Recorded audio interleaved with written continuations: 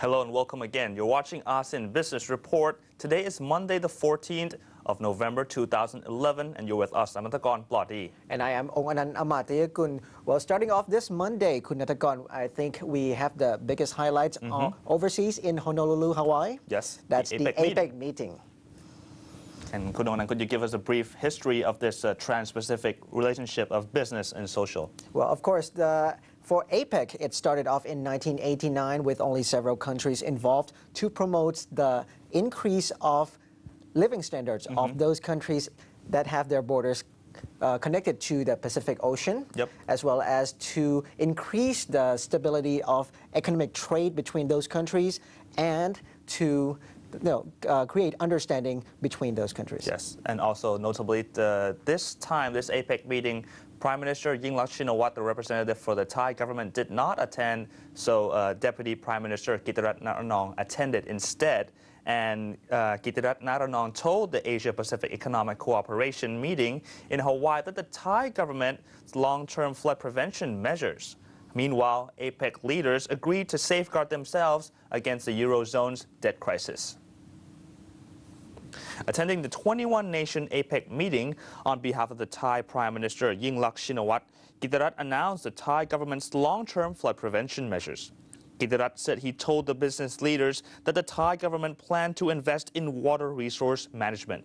This includes digging a new river to be used as a floodway from the Central Plains to the sea and construction of a dual-track railway or a highway along the river. Furthermore, a new town development and new city planning are also on the development list. The Deputy Prime Minister also told leaders that the flood may reduce economic growth by as much as 3% points this year. However, the government will proceed with a plan to raise the minimum wage to spur domestic spending, even as companies face the cost of rebuilding after floods devastated industrial estates and shuttered businesses.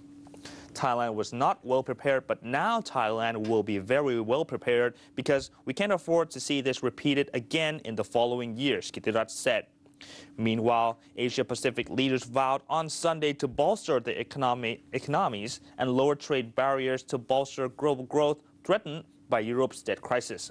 U.S. President Barack Obama made an appeal seeking to reassert U.S. leadership to counter China's expanding influence around the Pacific Rim. A statement from leaders attending the APEC summit said the global economy was not only weakened by Europe's financial crisis, but also the natural disasters such as Japan's earthquake and tsunami in March this year. The statement said, "We recognize that further trade liberalization is essential to achieving a sustainable global recovery in the aftermath of the global recession of 2008 and 2009. Kitirat Naranong, the Deputy Prime Minister and Commerce Minister, has repeated his call for the Thai interest rates to fall further to boost the economy.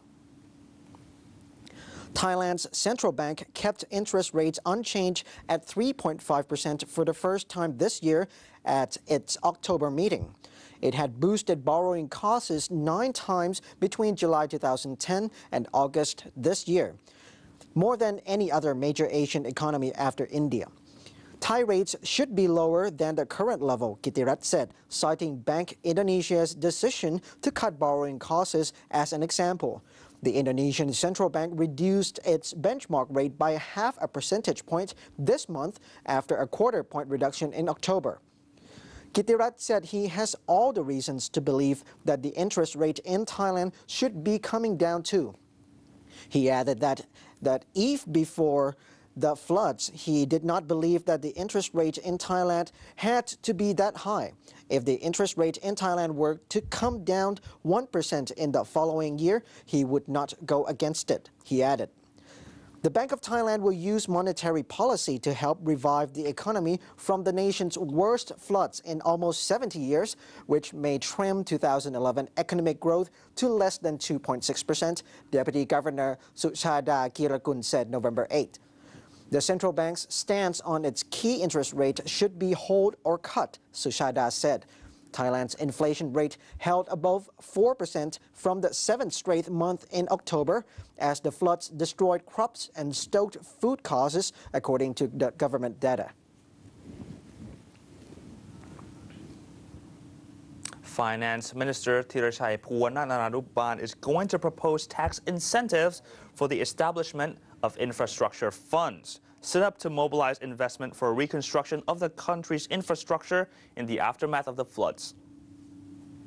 According to local media report, the infrastructure funds will be exempted from tax, and unit trust holders of the fund will also do not have to pay tax. The infrastructure funds, which will be submitted to the cabinet for approval, will mobilize investment to repair the existing infrastructure projects and to also build new infrastructure to prevent future floods. Mutual fund companies who set up infrastructure funds will be exempted from tax for at least 5 years. In fact, the Securities and Exchange Commission has earlier proposed the infrastructure fund concept. Each infrastructure fund must mobilize investment by at least 1 billion baht. But since the tax incentives are not clear, mutual fund companies have not decided to establish any infrastructure funds. The Electricity Generating Authority of Thailand, the Metropolitan Waterworks Authority, and the Expressway Authority of Thailand are potential beneficiaries of the infrastructure fund.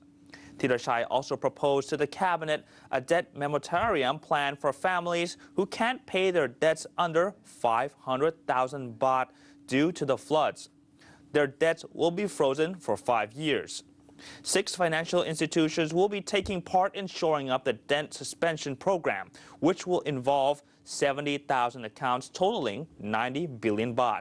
The government is likely to spend 12 billion baht in subsidizing this debt suspension program.